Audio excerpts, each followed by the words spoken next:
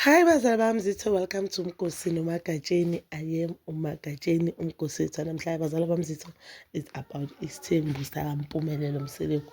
What we know now is that uMpumelelo Mseleku ulobole uAmahle on the previous season of Izingane Zesithembu, and there are also allegations which uyalobola uma wengane yakhe uTirelo after, but we didn't see it on TV. I guess we'll see it on the next episode of Uthando Nesithembu or of Izingane Zesithembu. I think umlobolile, even though uTirelo akayigcoki iring le esambona she was engaged the previous season, the last episode of Izingane Zesithembu uyowamcela umshado, wavuma uTirelo. She was so happy because that scene was so sweet, but kulamalanga ngibona akagcoki iring. I've never seen her agcoki iring ever since i-season yaphela, and abanye abantu they also thought bahlukene. I for one I thought bahlukene, but no, abahlukananga, basathandana and their love is getting stronger every day, guys. So there's a girl I once made a video about. Now you can go and post that uMpumelelo Mseleku, it was her birthday celebration.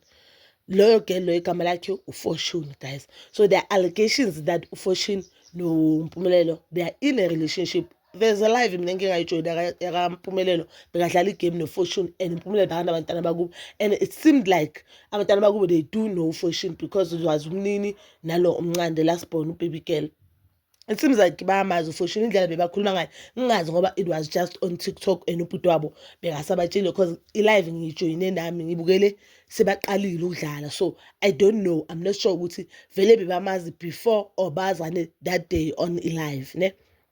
So the girl, guys, uTirelo made a video no baby girl loyo. uTirelo made a video with that girl, and a lot of people they are not happy. Abantu they are saying uTirelo uyehlisa isidima sakhe. Why would uTirelo make a video no Fortune, and she has never made a video no Amahle? Kusho ukuthi uTirelo akafuni Amahle, and bakhuluma into eningi nje, they are bashing uTirelo ukuthi uTirelo into ayaziyo ukwehlisa isidima sakhe. Why mele uzoskima ama-girlfriend kamuntu wakho? And on the last season of Izingane Zesithembu uTirelo bangafuni ukumitha uAmahle just because uthi yena wamtshela uMpumelelo ukuthi akasathandi ukuthi ahlangane nama-girlfriend kaMpumelelo, which I understand, guys. Uzohlangana nabantu abangakhi? Uzohlangana nabantu abangakhi? Because each and every season uMpumelelo une-girlfriend entsha. Each and every season uMpumelelo une-girlfriend entsha. You understand ukuthi off air if abashuthi uPhumelela ngonyaka unama-girlfriend angakhi? So uTirelo uzohlangana nabantu abangakhi, uyocabana nabantu abangakhi, then kube ngathi akafuna abantu abangakhi empilweni. I understood that. I don't wanna lie, ngim-understandile mina uTirelo makathi akafuni ukuhlangana nama-girlfriend kaMpumelelo, but le uhlangane naye. So maybe they are just doing business uFortune no Mpumelelo, but I for one I believe they are in a relationship. Mhlambe she's the next girl esizoyibona on the next season, because sesiyazi ukuthi Izingane Zesithembu uMpumelelo will introduce the new girl, then the new girl uzoba nebeef noTirelo. Nje yiso storyline sabo, the Izingane Zesithembu episode or seasons iba ngoMpumelelo nesithembu sakhe noSinene drama yakhe. Cha, ayikho enye into espice. And when it comes to uTirelo meeting ugirl, I don't understand nami ukuthi ngikuphi ne. Bengim-understand makathi she don't wanna meet my girlfriend, and now ngifila ngathi angiboni into wrong maka meet ugirl. Mhlambe ugirl uzolotsholiwe or uzolotshola, I don't know. And I won't force uTirelo kumina ukuthi athande uAmahle. uAmahle uzethembile ashada uMpumelelo, and uAmahle lezi zinto enizisho ngamakhwela I believe ukuthi mina nizisho nakuAmahle, because uAmahle ucoma uMpumelelo, ambona uMpumelelo ukuthi umphatha kanjani uTirelo on the Uthando Nesithembu season 1 and season 2.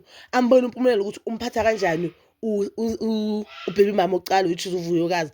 Azibona izinto uMpumelelo abakhuluma ngazo on the internet, but she decided ukungena athule anjalo, ahambule anjalo. So ayikho into esizuyisho ngo-Amahle, and because uAmahle akasampost uMpumelelo, and she also deleted izithombe zamalobolo. Abantu abaningi they were thinking ukuthi umshado wabo uphelile. Abanye they are even saying umshado wabo it was fake, but-ke uMpumelelo I saw uyowapost uAmahle last year late masophuma ama-results ase-university, a-congratulate uAmahle ukuthi ucedile ngedegree yakhe, and he can't wait ukuthi uAmahle achubeke afunde azabe ne-PhD, then that PhD izophuma ngesibongo sakaMseleku, which shows ukuthi they are still in the relationship. But bazali bami, wena unga-comment down below your thoughts, and please don't forget to like, subscribe, share, and hit that notification button. Nginethanda ukuya nokubuya.